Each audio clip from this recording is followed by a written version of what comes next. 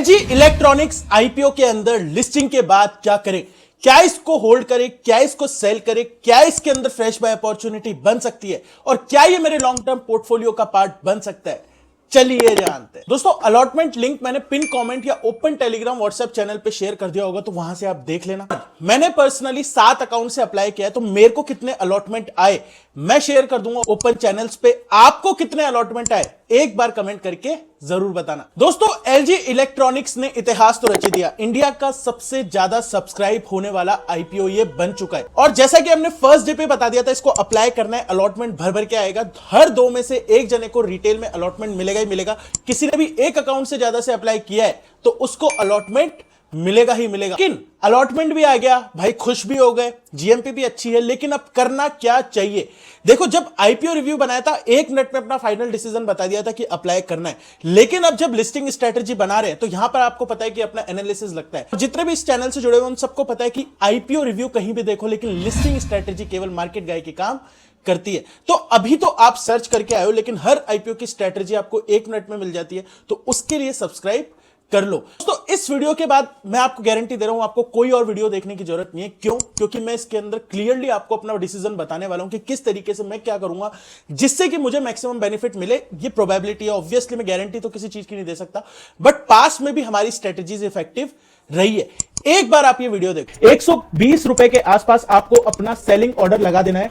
ये मैं करता अगर मैं केवल आईपीओ इन्वेस्टर होता तो। लेकिन अगर आप ऐसे इन्वेस्टर हो मेरी तरह, जो मैं हूं, स्विंग ट्रेडिंग करता है, जिसको जहां अपॉर्चुनिटी मिलती है वहां पे 5-6 महीने के लिए कैपिटल रोटेट करता है, जितने हो सके मैक्सिमम रिटर्न बनाता है, और एक लॉन्ग टर्म का पोर्टफोलियो अलग है। और अगर मेरे लॉन्ग टर्म के पोर्टफोलियो की मैं बात करूं तो उसके अंदर ये शेयर अभी कहीं फिट नहीं बैठ। तो अब मेरी स्ट्रेटेजी ये रहेगी, मैं अपने सपोज मेरे को 100 शेयर अलॉट हुए हैं, तो मैं 70% अपने शेयर्स जो हैं प्री ओपनिंग के अंदर बेचने वाला हूं, 70% का लगा के, 10% के स्टॉप लॉस के साथ। मतलब सपोज 10-70% पे ये शेयर खुला तो 10% के स्टॉप लॉस के साथ मैं इसको ट्रेल करूंगा। दोस्तों बजाज हाउसिंग फाइनेंस, अब आप बोलोगे यार LG electronics Bajaj housing finance ये दोनों तो डिफरेंट सेक्टर है, तो क्यों कंपेयर कर रहा है?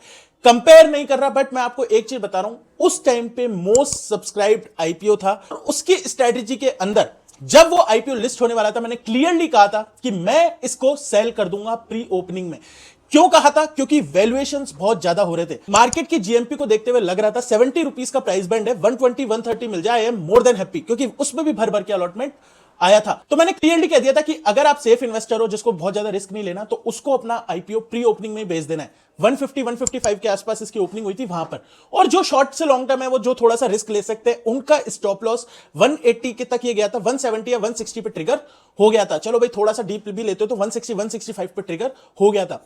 मैंने क्लियरली आके यहां पर सेल दे दिया था, मैंने शॉर्ट बना के सेल दे दिया था। मेरे चैनल का मोस्ट वॉच्ड वीडियो है वो इन टर्म्स ऑफ आईपीओस। और फिर आप जानते ही हो क्या हुआ कि 160-165 जाके वो 180 के आसपास गया। तो कई लोगों ने कमेंट किया कि सर आपकी स्ट्रेटजी फेल हो गई, 180 के आसपास चला गया, आप तो 160 पे हमसे सेल करवा दिए, ये वो।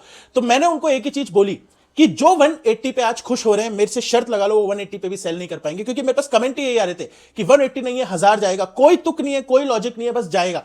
क्यों जाएगा? बस जाएगा, वो वाली चीज है। और आज 1 साल बाद वो शेयर 100 रुपए के आसपास ट्रेड कर रहा है। कहने का मतलब सिर्फ इतना है कि 5-10 दिन में थोड़ी सी फैंसी काम कर सकती है, लेकिन एक जो एनालिसिस होता है वो लॉन्ग टर्म के हिसाब से अगर आप देखते हो, क्योंकि उन्होंने ये सोच रखा था सीधे 1000 रुपए पे बेचेंगे, आज वो सब के सब होल्ड करके बैठे। मेरे पास आज भी मैसेजेस आते हैं कि बजाज हाउसिंग फाइनेंस में क्या करें।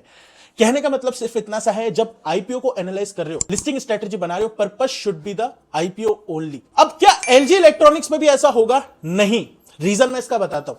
सबसे पहली बात, बजाज हाउसिंग फाइनेंस जो लिस्ट हुआ, लिस्ट होते ही वो ओवरवैल्यूड हो गया था। एलजी इलेक्ट्रॉनिक्स ऑलरेडी आपके लिए डिस्काउंट पे आ रहा है।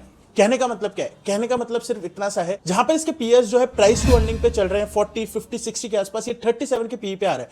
तो अगर ये 30 से 40% पे लिस्ट रहता है तो भी मैं कहूंगा पीयर्स के बराबर आया है, अभी तक रूम है इसके पास। लेकिन दैट बीइंग सेड, एक चीज आपको सोचनी पड़ेगी कि इसके अंदर रिटेल में भर भर के अलॉटमेंट आया है, तो सब इसके अंदर प्रॉफिट बुकिंग को एक बार को देखेंगे तो इनिशियली प्रॉफिट बुकिंग आ सकती है। तो आपको इसके अंदर क्या करना चाहिए, इसके पहले मैं थोड़ा सा आपको कंपनी के बारे में बता देता हूं। उससे होगा क्या, अगर अपन को होल्ड करना है तो अपने को पता होगा क्यों होल्ड कर रहे हैं, अगर अपने को सेल करना है तो अपन को पता होगा अपन क्यों सेल कर रहे हैं। देखो कंपनी जो है इलेक्ट्रॉनिक आइटम्स बनाती है, आपको पता ही है, फाइनेंशियल्स काफी अच्छे हैं, रेवेन्यू 10-15% से ग्रो कर रहा है, क्योंकि बड़े मार्केट कैप की कंपनी है। 15%, 20% से ज्यादा एक्सपेक्ट करना भी गलत हो जाएगा। Profit after tax last year काफी अच्छा बढ़ा है, मतलब 40-50% का जंप है, लेकिन आने वाले टाइम में सेम ग्रोथ कंटिन्यू नहीं रह सकती, लेकिन एक डिसेंट ग्रोथ अपन एक्सपेक्ट कर सकते हैं। पी रेशियो जिस पे कंपनी आना चाहिए वो 37 का, और ग्रे मार्केट प्रीमियम 30% के आसपास चल रहा है। नेगेटिव फैक्टर इस कंपनी के अंदर यही है कि पूरा का पूरा ऑफर फॉर सेल था, तो कंपनी की ग्रोथ एज इट इज रहेगी। कुछ ग्रोथ में एडवांटेज मिले इस तरीके का आईपीओ ये नहीं था। वहीं पे साइज बहुत बड़ा था, मार्केट कैप बहुत बड़ा है, लोगों की एक्सपेक्टेशंस कई बार बहुत ज्यादा हो जाती है, तो उन एक्सपेक्टेशंस पे खरा उतरना इस कंपनी के लिए उतने ज्यादा लेवल पे पॉसिबल नहीं है। आज के टाइम पे ये कंपनी जिसमें ऑपरेट कर रही है वहां पे मार्जिन थिन है, मतलब प्रॉफिट आफ्टर टैक्स मार्जिन 8 से 9% तो बेस्ट माना जाता है, तो उस कैटेगरी में ये कंपनी हो जाती है। जीएसटी रेट कट का बेनिफिट मिलेगा, जीएसटी रेट कट की वजह से काफी ज्यादा इनको एक बूस्ट शॉर्ट टर्म के लिए तो मिल सकता है। तो कंपनी के बारे में आपको पता है, फाइनेंशियल्स आपने जान लिए, ग्रोथ आपको समझ में आ गई किस तरीके की रह सकती है। तो अब आपको क्या करना चाहिए? देखो, सबसे पहले अगर आपको डाउट भी है ना, तो एक बार कमेंट करके मेरे को यह बताओगे कि आप किस कैटेगरी के हो। भाई मैं सेफ इन्वेस्टर हूं, जो आईपीओ इन्वेस्टर है, जिसको कोई रिस्क नहीं लेनी। दूसरी कैटेगरी होती है कि भाई मेरा एक पोर्टफोलियो है, मैं थोड़ी बहुत रिस्क ले सकता हूं अच्छे रिटर्न्स के लिए। जब तक आप ये नहीं बताओगे, जब तक आप खुद अपने आप को नहीं जानोगे, मैं आपकी हेल्प नहीं कर पाऊंगा। दोस्तों, सबसे पहले बात कर लेते हैं एक ऐसे इन्वेस्टर की जो एक आईपीओ इन्वेस्टर है, जिसको बहुत ज्यादा रिस्क नहीं लेना, जिसने लगा दिया था एक अच्छा आईपीओ देखते हुए। देखो 30% जीएमपी चल रही है, 1140 का इसका प्राइस बैंड है, 1400 से ऊपर कहीं भी लिस्ट होता है, तो एक बार को आप प्रॉफिट बुकिंग देख सकते हो।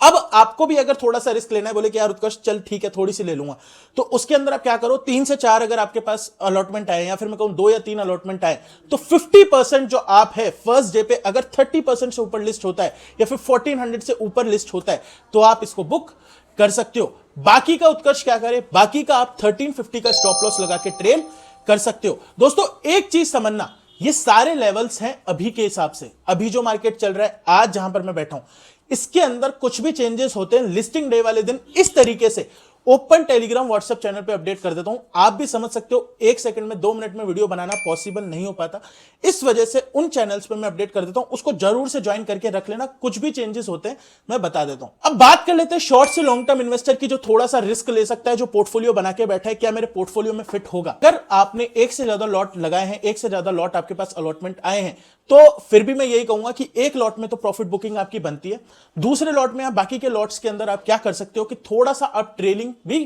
कर सकते हो। एक चीज मैं बता दूं, जो मैंने बेल राइस के अंदर भी कही थी, क्लियरली पोस्ट बना के देख सकते हो, आप मेंशन किया था, जब भी रिटेल के अंदर अलॉटमेंट आता है, लेकिन आईपीओ अच्छा है, वैल्यूएशन अच्छा है, तो होता क्या है कि इनिशियली प्राइस को थोड़ा सा तोड़ा जाता है। तोड़ा इन द सेंस, सपोज 1140 का आईपीओ है, इसको 1400 1500 कहीं पे भी लिस्ट करा है, वहां से 10-5% के आसपास टूट सकता है।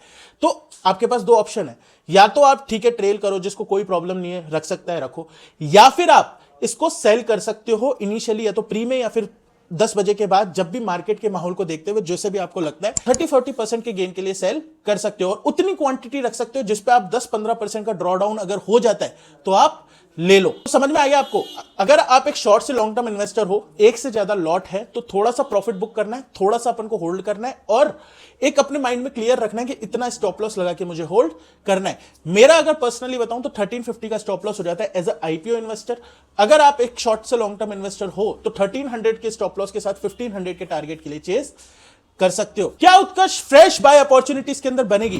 डेफिनेटली बन सकती है। अगर मार्केट किसी भी कारण से खराब रहा तो एक फ्रेश बाय अपॉर्चुनिटी बन सकती है। 1250 से 1280 की रेंज एक ऐसी रेंज है जहां पर अगर मुझे ये शेयर मिलता है तो मैं एक बार को इसके अंदर पोजीशन बनाऊंगा स्टॉप लॉस के साथ 1150 के स्टॉप लॉस के साथ मैं इसके अंदर पोजीशन बनाऊंगा। टारगेट्स मेरे वही 1400 से 1500 के रहने वाले हैं। दोस्तों वीडियो कंक्लूड करते हैं। सबसे पहले तो आपको पता होनी चाहिए आपकी कैटेगरी कि एक आईपीओ इन्वेस्टर हो या थोड़े से रिस्की हो। अगर एक आईपीओ इन्वेस्टर हो जिसको बिल्कुल रिस्क नहीं लेना, 30-40% के आसपास लिस्ट होता है, तो आप इसको बुक कर सकते हो। वहीं पे शॉर्ट से लॉन्ग टर्म इन्वेस्टर हो, थोड़ा सा रिस्क ले सकता है, 30-40% अपने अलॉटमेंट का पार्शियली बुक करो, बाकी को आप ट्रेल कर सकते हो 1400-1500 टारगेट्स के लिए। टारगेट्स अगर अचीव हो जाते तो फिर क्या करना है वो भी मैं ओपन टेलीग्राम व्हाट्सएप पे अपडेट कर दूंगा। वीडियो पसंद आई तो लाइक कर दो, चैनल को सब्सक्राइब कर दो। मिलेंगे किसी और वीडियो में, बाय।